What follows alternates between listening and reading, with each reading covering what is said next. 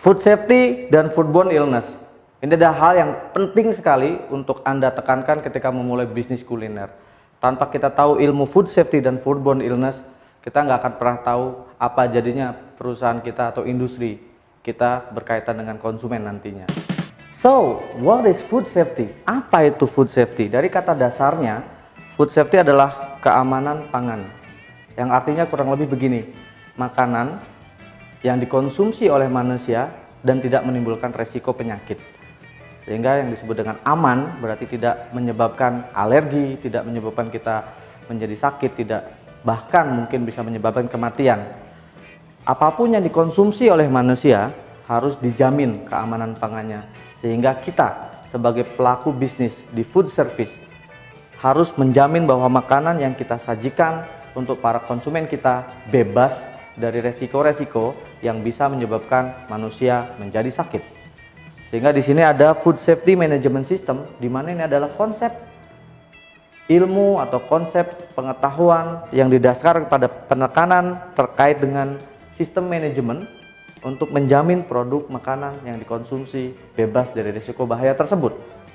Foodborne illness adalah gangguan kesehatan yang diakibatkan karena konsumsi pangan yang berbahaya, bisa diakibatkan oleh mikroba atau kuman, bakteri, bahan kimia yang berbahaya, dan benda asing yang masuk ke dalam tubuh kita, yang dimana tubuh kita tidak bisa menerima hal tersebut, sehingga manusia atau orang yang mengkonsumsinya menjadi sakit atau memiliki gangguan kesehatan. Banyak sekali kasus foodborne illness di Indonesia, kurang lebih dari tahun 2000 sampai dengan 2017 tercatat lebih dari 100 kasus yang disebabkan oleh keracunan makanan. Keracunan makanan ini banyak sekali diakibatkan oleh bakteri terutama, di mana makanan-makanan yang dikonsumsi telah tercemar oleh E. coli, oleh salmonella atau kuman yang lain yang membahayakan. Atau banyak sekali hal-hal yang terkait dengan cemaran kimia yang ada di dalam makanan, contohnya pestisida. Ketika kita mengkonsumsi sayur, sayur dan buah tersebut pada saat dipanen masih ada residu pestisida, ketika diolah, dicuci tidak benar, residu pestisidanya masih ada di dalam sayur tersebut dan akhirnya mengendap dalam tubuh manusia. Dari data Badan POM tentang keracunan makanan di Indonesia, kita lihat di sini bahwa hampir sebagian besar kasus keracunan terjadi di rumah tangga. Kemudian 19,63% sumber keracunan makanan di Indonesia terjadi di jasa boga. Jasa boga ini berarti food service, dari mulai hotel, restoran, warung makan, kafe dan lainnya. 17,18% sumbernya dari pangan olahan. Pangan olahan ini yang dijual di toko atau yang dijual di supermarket atau yang dijual di hypermarket. Kemudian 2,45 lain-lain, artinya masih belum jelas terjadi di mana. Tetapi pada umumnya masalah yang timbul akibat cemaran kimia yang berlebihan atau faktor dari mikroba. Cemaran kimia yang berlebihan ini bisa berasal dari manapun. Ya. Salah satu yang paling sering juga adalah penambahan bahan tambahan pangan, pemanis, pengawet, dan lainnya yang berlebihan, sehingga ketika dikonsumsi oleh orang yang mengkonsumsinya terjadi masalah kesehatan. Dalam food safety issue, kasus-kasus yang terjadi, kontaminasi bakteri, kontaminasi pestisida, penggunaan bahan kimia yang berbahaya, penggunaan bahan tambahan pangan yang melebihi dosis, ini menjadi top 10 masalah keamanan pangan di Indonesia. Bukan hanya di Indonesia, bahkan di negara lain pun, di Amerika, di Eropa, hal-hal ini masih terjadi. Di samping rendahnya pemahaman para pelaku usaha, ada juga hal-hal yang berkaitan dengan volume produksi yang harus ditingkatkan sehingga mungkin terjadi resiko kontaminasi pada saat memprosesnya, tidak ada kontrol yang baik, tidak ada pengujian, tidak ada pemeriksaan produk akhir, sehingga bahaya-bahaya ini terilis masuk ke dalam makanan, masuk ke dalam produknya dikonsumsi manusia, terjadilah foodborne illness, di mana semua resiko kontaminasi, resiko bahaya-bahaya yang timbul dari semua penyebab bahaya tersebut ada dalam makanan. Dan apa yang harus kita lakukan untuk menjaga food safety terhadap bisnis kuliner kita, terhadap food service business. Karena perusahaan makanan sangat berpotensi membuat banyak orang sakit jika tidak menerapkan sistem keamanan pangan secara baik dan benar. Bayangkan jika hal itu terjadi di perusahaan Anda. Bayangkan jika sebuah outlet atau usaha Anda tiba-tiba ada yang sakit, penyebabnya karena makanan yang disajikan, produk yang dimakan oleh konsumen kita mengandung bahaya, bakteri lah contohnya. Tiba-tiba ada yang sakit, kemudian mereka komplain. Dari hasil investigasi atau bahkan melibatkan banyak media, bahkan melibatkan pemerintah turun, Badan POM, Dinas Kesehatan setempat memeriksa fasilitas Anda dan menemukan bahwa kondisi higienitas dapur Anda, kondisi higienitas dari outlet Anda tidak baik. Apa yang terjadi? Pasti pertama reputasi perusahaan Anda turun. Orang tidak lagi percaya. Apalagi media sosial sangat-sangat kuat, bisa menyebabkan kehancuran nama perusahaan Anda. Negatif exposure yang sangat kuat ini dapat menyebabkan salah satunya penurunan sales.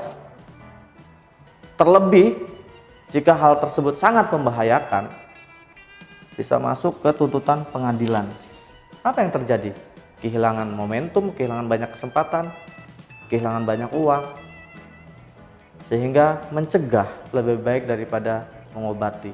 Untuk itulah, pahami apa konsep food safety, pahami bagaimana cara mengendalikan produk makanan kita supaya terjaga, mengikuti semua kaidah-kaidah yang berlaku. Berdasarkan data dan pengamatan, inilah 11 penyebab terjadinya outbreak atau kejadian luar biasa yang berkaitan dengan keamanan pangan. 1. Sumber bahan baku yang tidak aman. Maksudnya apa? Kita beli bahan bakunya asal. Akhirnya belilah makanan-makanan atau bahan-bahan baku yang sudah bermasalah sebetulnya. Yang sedikit basi atau yang harganya murah karena sudah terlalu lama disimpan. Bahkan ada penggunaan bahan baku yang sudah kadaluarsa, tapi kita tetap pakai dengan alasan sayang untuk dibuang. Intinya, bagaimanapun jenisnya, bahan baku itu menjadi penting. Sehingga kalau kita membeli bahan baku dengan kualitas di bawah standar, sudah mengalami kerusakan, sudah busuk, sudah bau, mau diolah bagaimanapun juga, memang mungkin merubah rasa, tetapi tidak merubah kualitas dan ada resiko keamanan pangan yang besar di situ. Yang kedua, proses memasak yang tidak baik. Memasak adalah salah satu cara kita untuk mengendalikan bakteri, karena bakteri akan mati dalam suhu tertentu sehingga aman untuk dikonsumsi. Air direbus hingga mendidih, suhu 100 derajat, hampir semua bakteri mati. Sehingga ketika bakteri mati, makanan tersebut aman untuk dikonsumsi. Sehingga pastikan Anda memasak dalam suhu yang semestinya harus dilakukan. Akan saya jelaskan bagaimana cara memasak yang baik. Yang ketiga, kontaminasi silang akibat penanganan makanan yang tidak sesuai dengan sanitasi. Anda bayangkan ketika dapur Anda setelah memotong-motong daging kemudian tidak dibersihkan, ditinggal sampai besok hari, sudah bau, bahkan mungkin ada belatung, bahkan mungkin sudah banyak lalat, bau, kemudian kita memotong-motong makanan yang siap disajikan kepada konsumen. Apa yang terjadi? Terjadi kontaminasi silang antara bahan yang baik dengan bahan yang tidak baik. Akhirnya bahan yang tidak baik menjadi penyebab utama terjadinya kontaminasi tersebut. Hal berikutnya adalah metode pendinginan dan pelelehan makanan yang tidak tepat. Bagi Anda yang berbisnis frozen food, maka pendinginan atau pembekuan menjadi hal yang krusial, di mana makanan harus betul-betul dibekukan hingga suhunya minus 18 derajat Celcius sehingga resiko bakteri terkendali. Dan bagaimana cara pelelehan atau disebut dengan thawing? Bagaimana memastikan ketika ayam beku, daging beku dilelehkan dengan tepat sehingga tidak terjadi perubahan suhu yang drastis, tidak menyebabkan kualitasnya jelek ataupun bahkan mungkin munculnya bakteri. Yang kelima adalah penyimpanan makanan yang salah. Terkadang kita punya freezer, punya kulkas, tapi isinya semua all in ada di situ, tapi tidak ditata dengan baik, sehingga ada kemungkinan kontaminasi dari bahan-bahan yang mengandung bakteri tinggi ke dalam bahan-bahan yang lainnya. Nomor 6, kesalahan preparasi makanan sebelum disajikan. Setelah produk tersebut dimasak, makanan tersebut dimasak, pada saat akan disampaikan ke konsumen, preparasi akhir merupakan hal yang krusial, sehingga ketika terjadi kontaminasi pada saat mempreparasi makanan tersebut, sudah tidak ada kendali lagi, sehingga nanti langsung bahayanya ke konsumen. Ketujuh, karyawan terinfeksi penyakit akibat personal hygiene yang buruk. Saat karyawan sakit atau pekerja yang menangani makanan sakit, kemudian dia ikut membantu atau bahkan memasak, apa yang terjadi? Virus, bakteri yang ada dalam tubuhnya pada saat kita sakit bisa tertular ke makanan dan itu terbawa sampai ke konsumen. Kedelapan, suhu penyimpanan masakan panas dan dingin yang tidak tepat. Sebelum disajikan, produk tersebut kita hangatkan, produk tersebut kita dinginkan. Namun apa yang terjadi ketika suhunya tidak tepat? Contoh, kita masukkan produk dingin di dalam chiller, tapi chillernya tidak sesuai suhunya. Katakanlah suhunya sudah plus ya, misalkan kulkasnya hangat gitu ya, sehingga sangat cepat dia berubah kondisinya, yang tadinya segar menjadi tidak segar, dan ini yang menjadi poin di mana bakteri tumbuh. Nanti akan saya jelaskan kenapa kok bakteri sangat cepat tumbuh. Yang kesembilan adalah penambahan bahan tambahan yang melebihi dosis. Terkadang sebagian besar tidak ngerti tentang regulasi, sebagian besar hanya berdasarkan perasaan, tambahkan pewarna secukupnya. Namun kita tahu nggak berapa pewarna yang harusnya ditambahkan, atau bahkan mereka nggak tahu bahwa pewarna itu sebetulnya nggak boleh dipakai, atau bahkan mereka tidak paham bahwa yang disebut dengan formalin itu bisa dalam nama apapun. Contohnya untuk tahu dia tambahkan formalin, tapi dia bilang bukan formalin, ini adalah obat tahu, atau nama lain boraks, bleng dan lainnya. Itu merupakan bahan yang tidak boleh digunakan. Dan terkadang para pelaku usaha mau ambil jalan singkat atau mencari mati yang lebih murah. Tentu saja membeli bahan pewarna yang food grade lebih mahal dibandingkan bahan pewarna tekstil. Dengan jumlah yang sangat sedikit bisa menghasilkan produk yang sangat banyak. Atau pemanis buatan. Ketika kita menggunakan gula pasir membutuhkan volume atau jumlah yang sangat banyak untuk menghasilkan contoh puding ya, untuk menghasilkan 1 liter puding mungkin membutuhkan 1/4 kilo gula pasir, tapi menggunakan pemanis buatan hanya 2-3 tetes sama manisnya. Namun apakah itu boleh? Apakah itu sesuai dengan persyaratan? Ini yang harus kita kaji selanjutnya. Hal yang ke-10 adalah penggunaan sisa makanan yang tidak sehat. Seringkali dalam outlet atau di restoran atau di usaha lainnya, di rumah makan, ada kelebihan sisa ya, yang nggak laku atau yang belum terjual. Dan ini masih layak dikonsumsi. Tetapi dalam penanganannya salah. Setelah dicium aroma, oh ini agak bau, ini agak basi, tapi aduh sayang ya, dicampur dengan bahan yang baru. Akhirnya bahan yang baru itu terkontaminasi juga dengan bahan yang sudah basi atau makanan yang sudah basi. Yang ke-11 adalah pengolahan ulang yang tidak baik, reproses, atau ya gampangnya ngangetin lah ya, digoreng lagi, diangetin lagi. Tapi nggak bener ya. Yang penting cepat karena udah ditunggu konsumen, akhirnya makanan tersebut akhirnya spoil atau busuk. Ya, mungkin konsumen belum tentu langsung sakit saat itu, tapi setelah dia pulang merasakan kok perutnya nggak enak ya. Nah ini mungkin bisa karena pengolahan ulang yang tidak baik. Inilah 11 outbreak foodborne illness yang saya kumpulkan dan berdasarkan pengamatan serta data dari Badan POM. Nah, berikut ini bahan pangan yang beresiko tinggi terhadap terjadinya foodborne illness. Yang pertama, daging dan hasil olahannya. Daging ayam, daging sapi, dan lainnya sama. Ya. Kemudian susu dan hasil olahannya. Susu bubuk, susu cair, susu full cream, dan lainnya. Atau turunannya, yogurt. Ya. Sehingga ini biasanya seringkali terjadi susu basi yang kita minum, langsung seketika itu juga kita mules-mules. Artinya bakteri yang udah sangat banyak dalam susu itu masuk ke dalam tubuh kita. Bakterinya bereaksi dengan tubuh kita menolak, bahkan kalah sehingga menyebabkan gangguan pencernaan. Telur dan hasil olahannya, mayones termasuk turunan dari telur.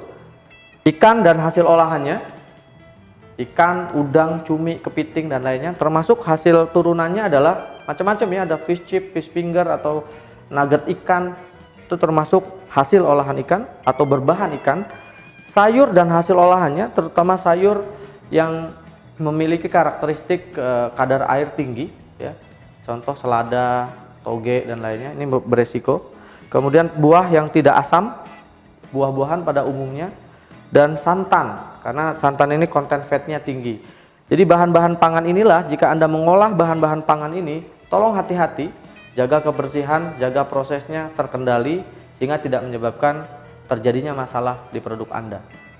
Jadi sangat erat kaitan antara pangan dan kesehatan.